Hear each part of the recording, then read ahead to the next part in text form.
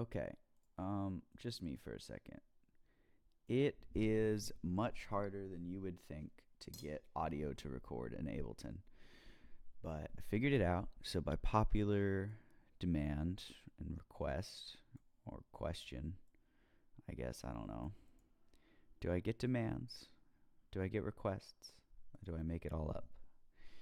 Well, Instagram polls is what showed me this one. So we're going over how I mix my EP.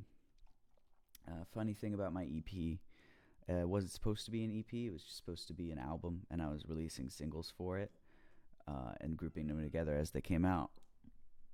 But I got bored with the whole process and busy with school, so I sort of just left it as it was, as an EP, and that's the way it is. It's 3 songs, 2 versions of one song, so 4 tracks total. And I don't know. It turned out okay. I'm pretty happy with all the mixes on it, at least. So that's why we're going over them today. And I'm gonna slap together the other couple songs that were unfinished off of here. I just didn't finish writing them, but I did recently. So I'm going to put those together. We'll go over them today, and then I'll release a full 6-song EP in a couple weeks. But as for right now, we're just going to go over the mix of living creatures. Now, if you're a real Instagram reel gooner, I already went over the mix of this song when it came out, but I did it in a really slapjash kind of crappy way, so I'd like to redeem myself here because I care a lot about mixing. So here first, we got ignore this. It's stupid, but here we got the guitar. Okay. Oops. So this is just an extremely, let's see if OBS can handle this. OBS, my goat. This is extremely simple acoustic guitar recording. I did it with, I didn't have this mic that I'm holding yet. I had just a Shure SM57 and a 58. I used the 58 for vocals, and I used the 57 for this guitar track. Just sort of pointed right at the neck of the guitar because I wanted a really warm sound, and I didn't want to capture any of the bass. And you can see also here I EQ'd out all the bass without, it's booming, almost booming to the point you don't get anything out of it. So we throw that on there for that. Is OBS handling this still? Thank you, OBS, my beast. And then we have this for mostly this part of the song, this compressor, but it honestly isn't doing anything for the song, which is interesting. I don't even know why I put this on here. And it has a super weak range too. What did I even do? I guess it's doing something. A little bit. It's keeping it at a very quiet, even volume. It's been a while since I looked at these. I'm sorry. And I have it a little bit to the left, and I got the vocals a bit to the left too. I guess. Oh, and the shape. Okay, yeah. I have the percussion in the right and the guitar in the left ear. I was really experimenting with panning because I used to mix on Cakewalk by BandLab. And whenever I would try to pan on my old computer on Cakewalk, it would desync the audio track. So everything I ever did was pretty much in mono, if you go back and listen to the old Monkey Lash stuff. So this was fun. I got to play with panning a little bit. I get better as I go on, I promise. There's another little guitar in here. It's kind of it's an electric guitar. Oh, no, it is an acoustic. But what I did was I comped this track with an electric guitar, and you can hear it in the background. I basically just hit the harmonics of the chord to get a kind of trippy sound. So when you hear it together, how am I going to do this? There we go. With the acoustic guitar, it sort of comes in on the quieter parts. It's a little accent. And I did some weird stuff to it. I decided to compress it first, just because I was playing with compressor. I always put compressor after, as you see here now. But I was playing around, you know. I did the same thing, got rid of the booming. You know, here's whoops. What did I just do? Oh, got rid of the booming. Added a little bit of vinyl distortion, I think this is, for that kind of crackle. Phaser, make it trippy, and then a big ol' reverb. Normal stuff, really. Onto the vocal. This is a crisp sounding vocal. I'm honestly quite impressed with myself for getting this crisp of a vocal sound out of Shure SM57. Because I told you I did it with the 58, but I lied earlier. I did everything on this record with a 57, because I just didn't feel like getting that 58 out of its bag. So here we go. It's a nice little vocal recording. I did barely anything to it, honestly.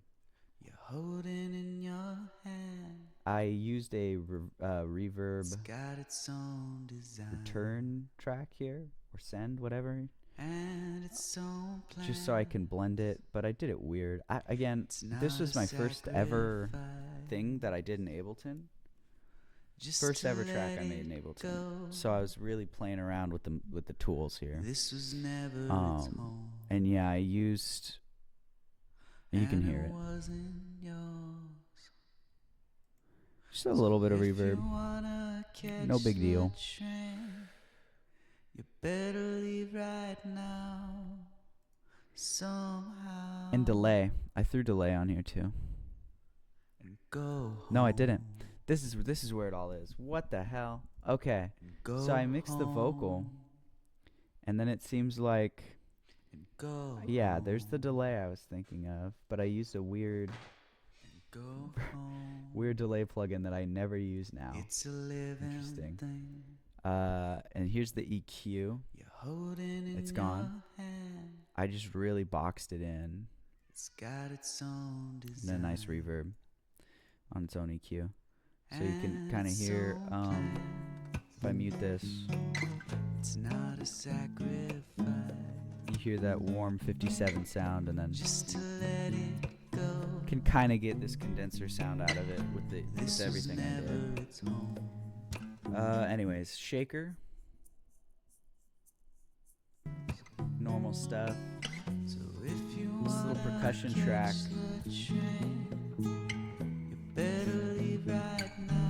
Bongos, you know, I was trying to do a Mac DeMarco kind of sound. But like Mac DeMarco in your head, not anything he would ever do. Bass line. Whoops.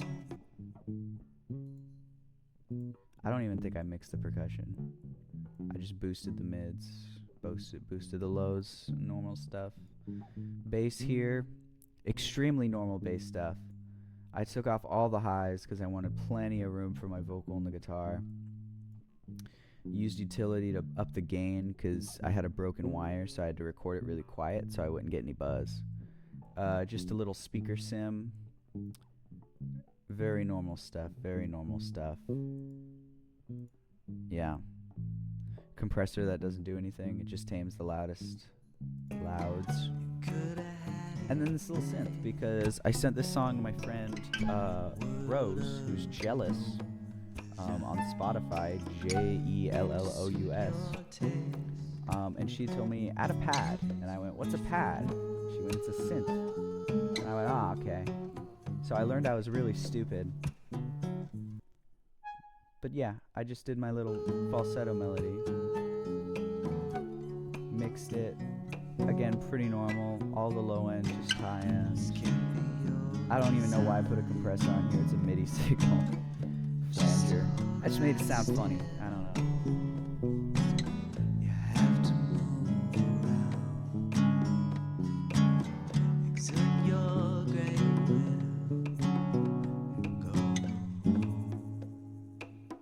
And then a clap. Sorry about that. I'm in your left ear for all of the last one.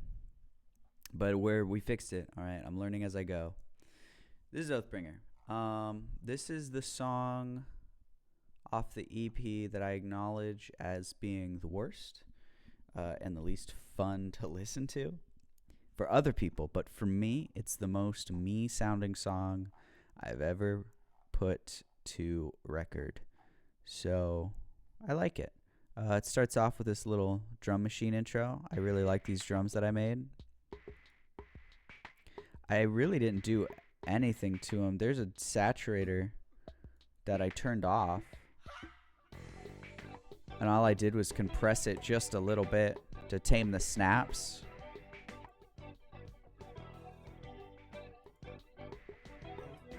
Or actually, it brings out the snaps.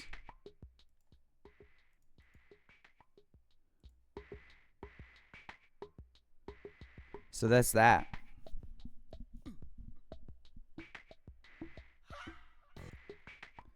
And I layered it with this little drum kit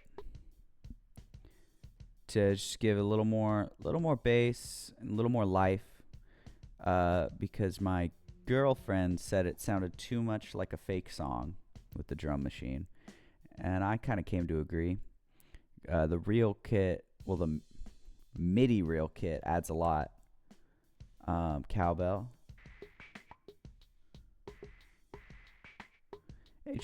It funks it up, you know? Anyways, we'll get to the bass in a second. You can see I did a lot of comping here. This is when I kind of learned you can do that with Ableton. This was actually the third song I made in here, but we'll get to the second one in a little bit. The vocal, normal stuff, I did the same thing. I delayed it before I did anything else because, again, I was playing with effect order. You hear the buzz from the from this mic, actually. I had gotten it, but I had it like a little messed up, so it was buzzing a lot. So what I did is, delayed it so it takes up more room. I boosted the highs of my voice because my voice has a lot of lows. You can hear there's a little yelp. A lot of low end value. So I tamed that with the EQ. The chorus. Just to get it some weirdness,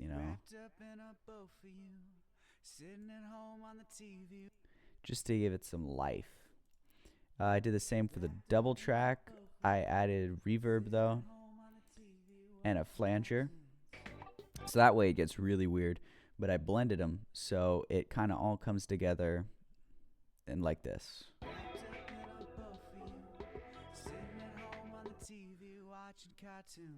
So the result that I was going for is it sounds like there's, a main vocal and then a ton of vocals in the background, sort of singing quietly over it.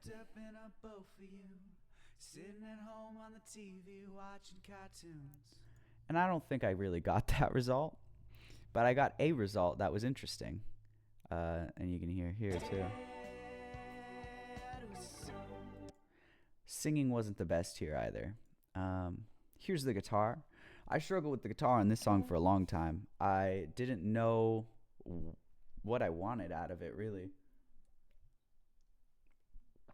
I wrote this song like I write every other song, on the acoustic. And it's really awkward to play and sing at the same time. Like, it just doesn't really sound, it always sounded like a complementary part to me, the guitar part. And it always felt like it would kind of be in service of some other instrument. I just didn't know what that was yet. So as a result, you have a guitar that sounds like this. Pretty funky. Not really EQ'd very well. I compressed it just to make it like funky and even, flanger. And I recorded it with a delay on it, actually, on my amp. I mic'd my Boss Katana with the Shure SM57 from earlier.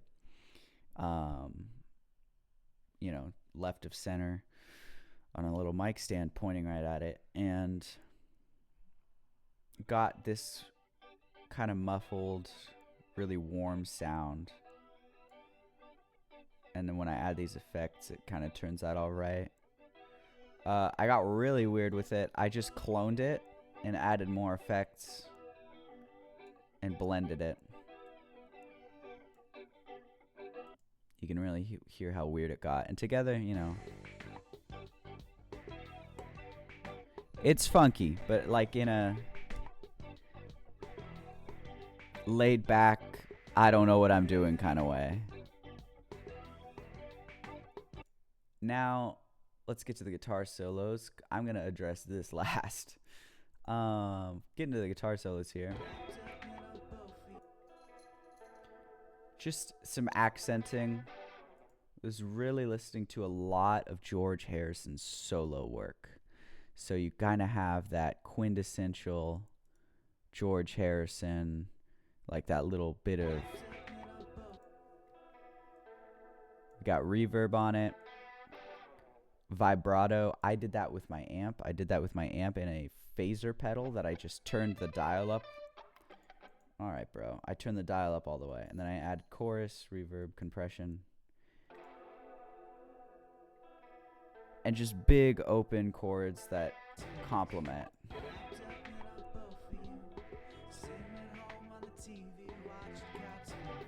And then little solos that I comped in here later, because I actually just had one big guitar solo like right here.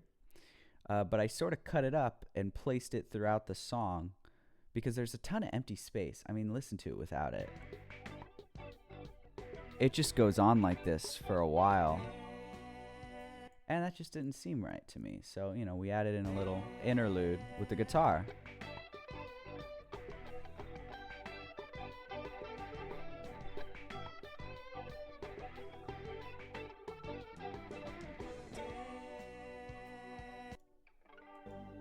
Little accent to make the second chorus more interesting.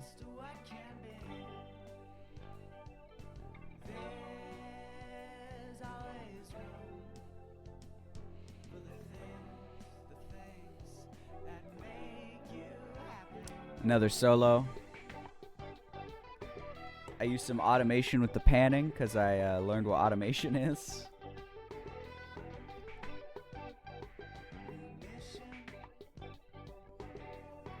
Very George Harrison, in my opinion. Stealing his whole thing.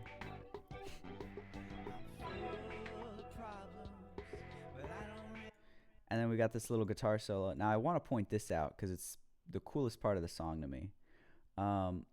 Let's just solo the main guitar solo, and then we'll look at this. Again, super George Harrison. Chorusy double stops.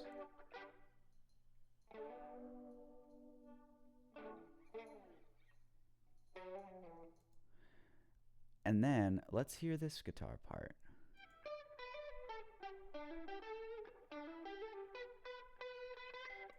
Doesn't sound like that much, but together, let's hear them. Whoops. Okay.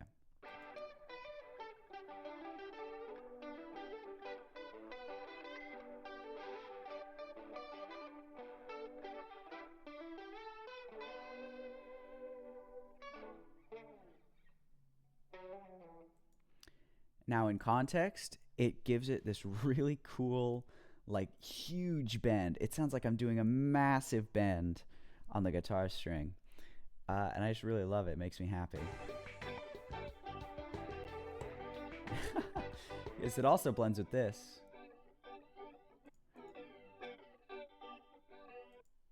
I don't even know why it's pink. Anyways. Sounds like I really go. Woo! Not sad.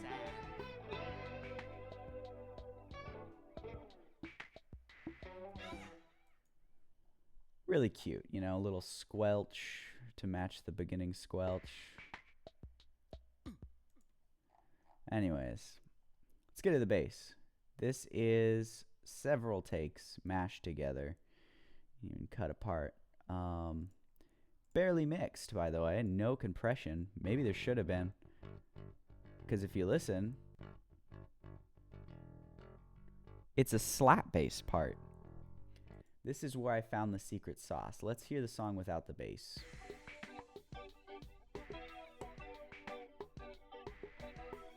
It's nothing. Let's throw the bass in.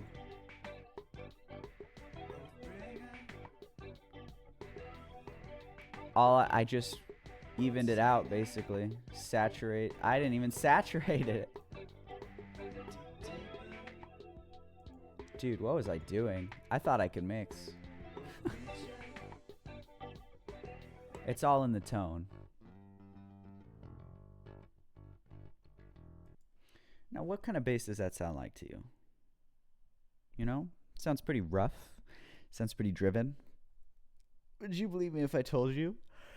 It was completely DI'd into my Scarlett 2i2. Recorded on this.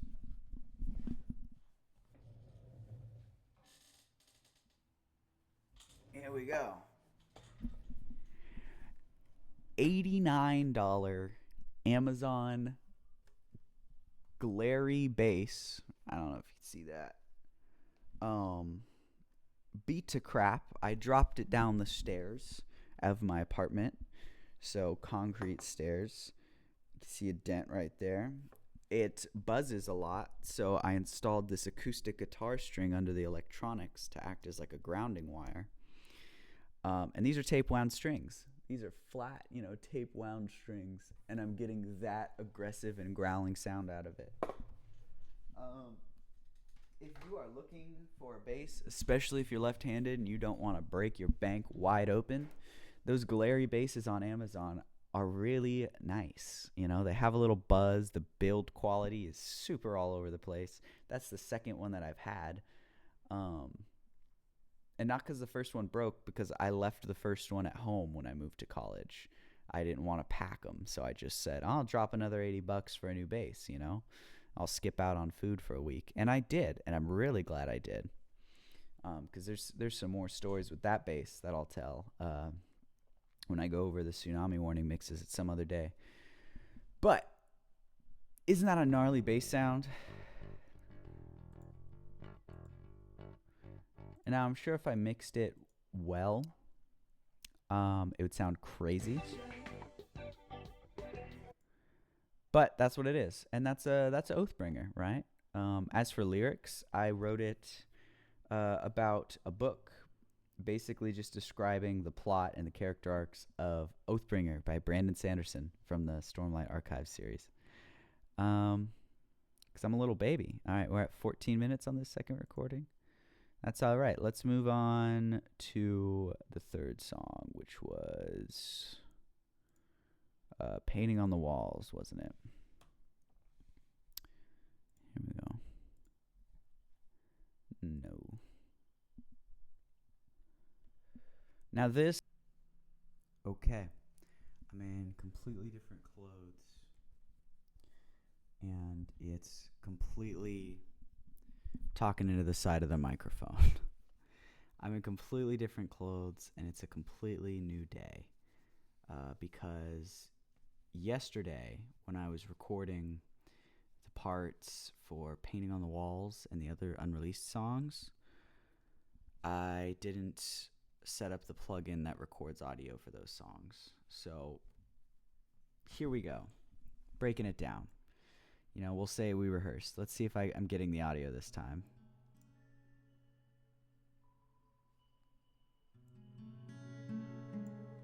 Okay, we're getting the audio this time, so here we go. Painting on the Walls, right? There's 2 versions of this song that are out. All that's different is this electric guitar track right here. Added some sizzle. It's not on one of the versions. I don't remember which is which. So we'll just break this down first since we're here. But anyways, the whole foundation of the song is this acoustic guitar riff that you hear right here.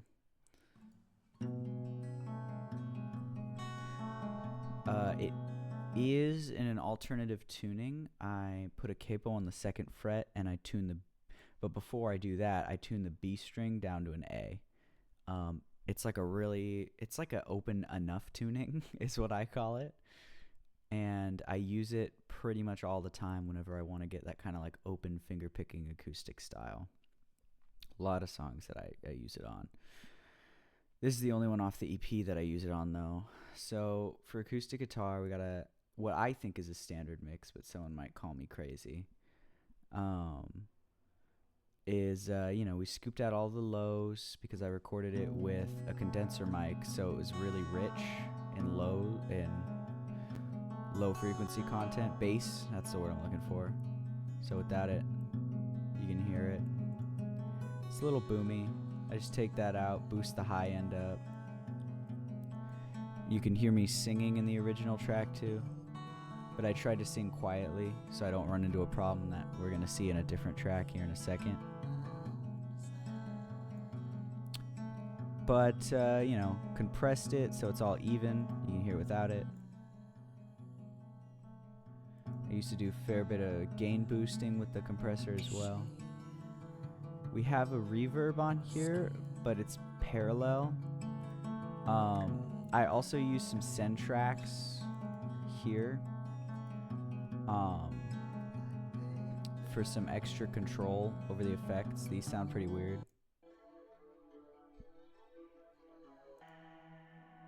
This is for the vocals mainly. Just to add some ambience.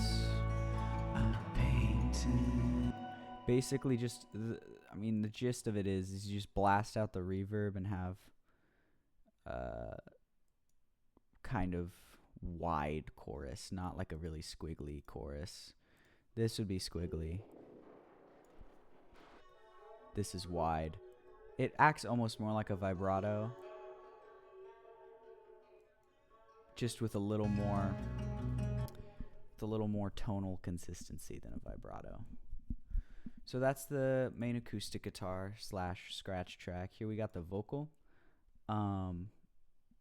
Double tracked with these two, as you could see. Oh, anyways. This is I re-recorded the acoustic to get a better recording that's cleaner. But I ran pretty much the same EQ. This is only here twice because I was experimenting with it and I kind of liked how it turned out. Just a lot of high end. I wanted all the high end to come out of the guitar. To come from the guitar and none of the low end. Compressed it a lot, so it's super even. Vocals, this is the first interesting thing I did. I saturated them before EQing them because I mainly wanted a gain boost because I was singing really quietly and I didn't know about the utility plugin yet. So I used saturator to boost gain, and as a result you get a lot of high-end harmonics out of the vocal.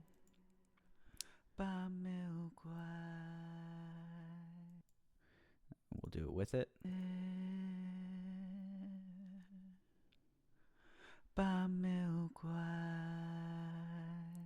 Really accentuates the breaths in there. That, along with the EQ I did, gets the breathiness in my voice very prominent.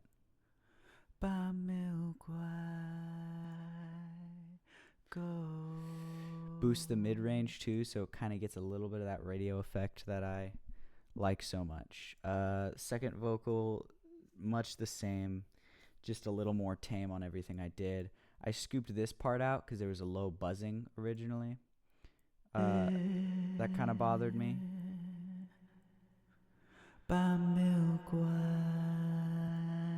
I think I just had something stuck in my throat. Anyways, another kind of fun thing I did is this vocal's quieter recording wise, but it ended up louder because I drove it. But what I also did is I boosted the reverb send here. I just got a really big, high decay, high diffuse, high reflect reverb. It gives you a really big hall sounding space. If we mute it, you can hear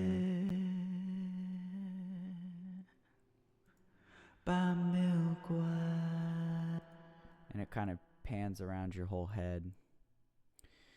We got that a lot on here, and I thought it was kind of. Whoops. I thought it was kind of cool to have one vocal track, to do a double track, and have one of the tracks have a lot more reverb than the other one. So that way you end up with kind of alternating sound. So like when I get to the higher notes, not the higher notes, but the more intense, louder notes in my range, you hear the reverb come out. But it's more ambient.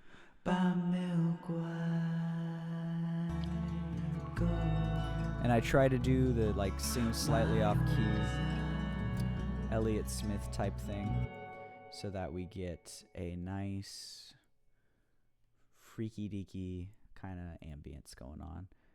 This is another acoustic guitar. This is just this duplicated, but with that vibrato I was talking about earlier from this track. That's juiced right over here. You can see without it. And then I scooped the lows out and boosted the mids, scooped some highs out, drove it up, so you get that kind of radio effect. So it sounds like just some more high end in the guitar. And a little uncertainty. Bass, extremely simple. Boosted the highs just a little bit. I mainly just reduction. Reduction's like the biggest thing in EQ. You're gonna get a whole lot more mileage out of taking frequencies out than boosting frequencies. Not taking them out entirely, but even that is something, because I mean, listen to this.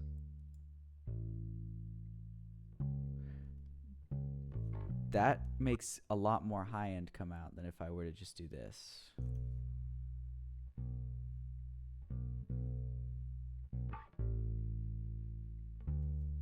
Plus you get that kind of annoying buzz that comes with using an $80 Amazon bass.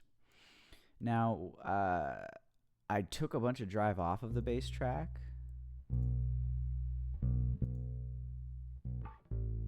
Just, again, I didn't know about utility yet. And I threw the bass shaper on here because I thought that's what goes on a bass. But I think it turned out pretty well. It sounds nice and warm and rumbly. Compressed it just a little bit, not very much. Kept the ratio low, the attack kind of low, slow, so on and so forth. On this electric guitar, which the electric guitar on all these tracks is a Yamaha Revstar. It's blue.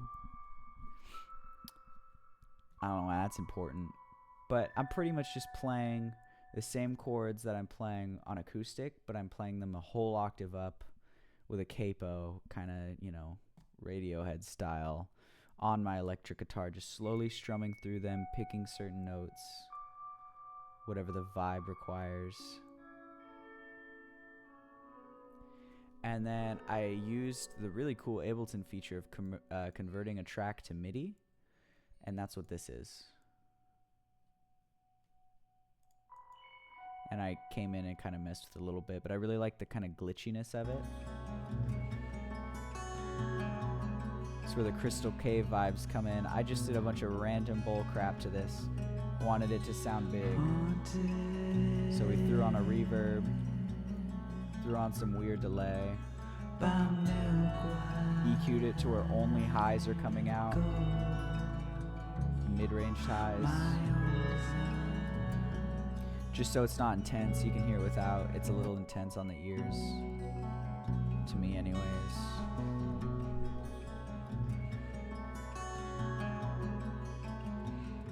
Brings out some of the natural character a little more. Compressed it, because there are parts where it randomly would spike in volume, so we just brought that into control with a fairly normal looking compressor setting. A little bit of parallel compression going on too. Just a taste, just a taste. There's not really too much of a method behind the madness other than what sounds good to you at the time. Another thing, I added a synth. A friend of mine, Jealous, told me to use this pad. And I did. And I kind of did some random stuff to it, you know, some vibrato. I made it all mids because I felt like the mid-range of this song was kind of lacking. And this is basically just, this is cloned, but on this you could see the octaves are different, just to give it kind of a bigger sound.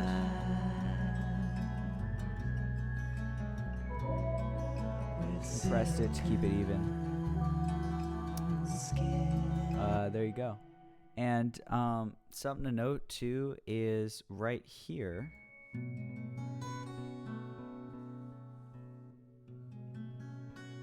right there, that's my notepad with the lyrics on it falling off the mic stand. I had it clipped to the mic stand with a capo and it fell. Very softly, but it still fell. So the rest of these lyrics are improvised in the scratch track.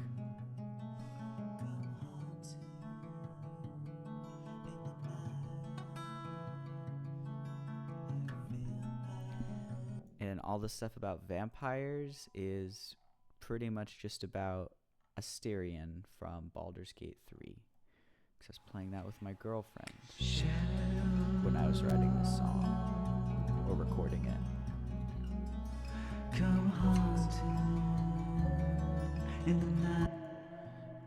And that was kind of challenging because on the double track I had to remember what I improvised and like listen through it, so you can kind of hear I get the lyrics a little wrong. Glowing teeth. I'm just a little out of sync with myself. Glowing teeth. And that happens here too.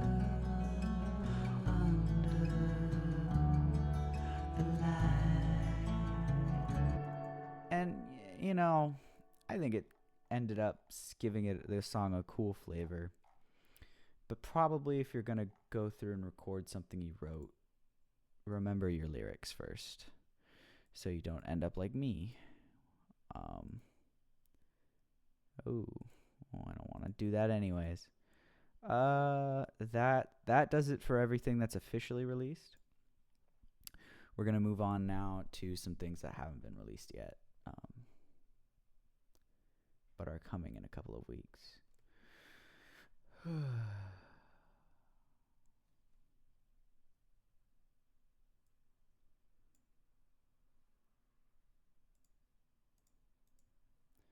All right, do we have audio?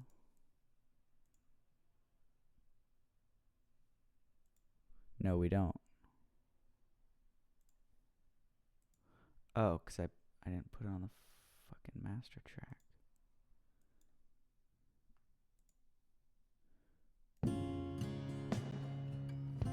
There we go. So this is Stranger on the Water. Out of all the songs that will be on this EP, this is the second oldest. It's about the judge from Blood Meridian. And sort of that, just the vibe he brings of like, I'm meeting the devil right now and all he's telling me to do is be myself. Isn't that a little scary? So we act accordingly. Chord progression is just D, D major 7, I think F major 7.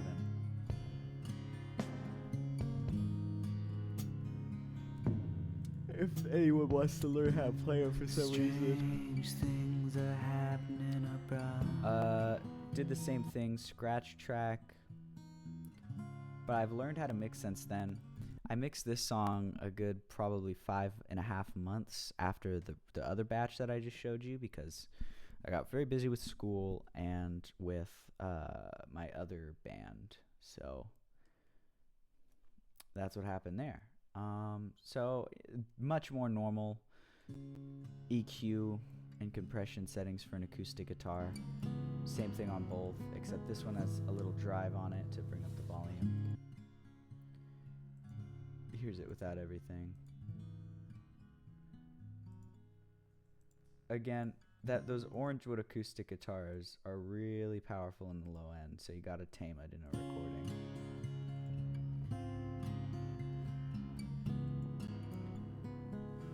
And all you're doing is taming it. It's not like you're removing all the low-end content, right? We have this to make it even, the compressor. Vocals I cut up because there's a weird buzzing happening with my mic.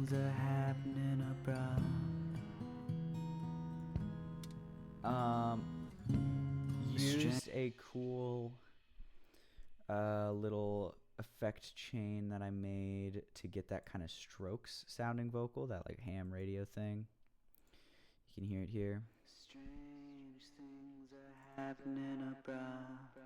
Just really blown out and crusty. And what I did is I just cloned, I took the main vocal, cloned it twice, threw that effect on it, panned it hard left, hard right, turned it down, so that whenever I do get a little gritty with my vocal, you hear the distortion come out. It's like cheating. Strange things are happening abroad. Makes your voice sound cooler than it is, because this is how it sounds on its own. Strange things are happening. Took out the low end, so on and so forth. This is all my vocals reversed with a ton of reverb to add some like demon whispers, pretty much. Standard stuff on the normal vocal EQ. Let's go over this effects rack in case you want to mess with it yourself. The delay is not a normal part of it. This delay. This is just for this song. So I use utility to bring the gain down to get a bunch of audio headroom, do some gain staging, you know. And then I drive the crap out of it and use Redux as a bit crusher to just lower the quality of the audio, and then I limit it, because without the limiter you can give it a listen. Strange things are happening abroad. Strange things are happening abroad. Just gives it a really cool crushed compression quality. This, I copied this exact look from a video by the producer for The Strokes, where he was talking about how he mixes Julian's vocals, and there's a brief picture of his EQ for that, and he had a bunch, but this is the one that I remembered. Same with the compression. I just copied kind of what it looked like his compression rack was, and then I drive the crap out of the vocal to medium curve just to get that really nasty distortion, and then we throw some delay on it, really low wet signal, just to get some presence going in the whole thing. And that's it for all three of these. And again, I just Ableton Live reverse clipped these to get some freak action going on. Drum kit, I didn't really do anything to it other than the reverb came with it. Drove it a little bit and then brought out the lows. Get some good harmonic quality going. Here's without the things that I did.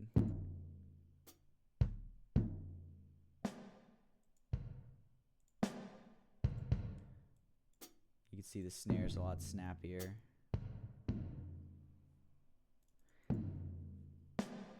That's just for the intro. Pulled it back for the verse. Just the kick. Then we have kind of a full kit happening here in the choruses.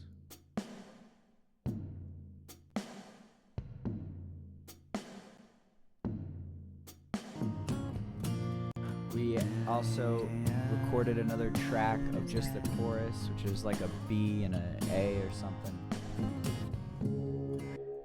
We'll get to that. Added some delay on it to give it a lot of rhythmic quality. You can hear it. But other than that, all these settings are exactly the same as the acoustic guitar way up here. I copy and pasted them. Now we have this. This reminds me of Knights of the Old Republic 2. Strangers laughing like he's alone.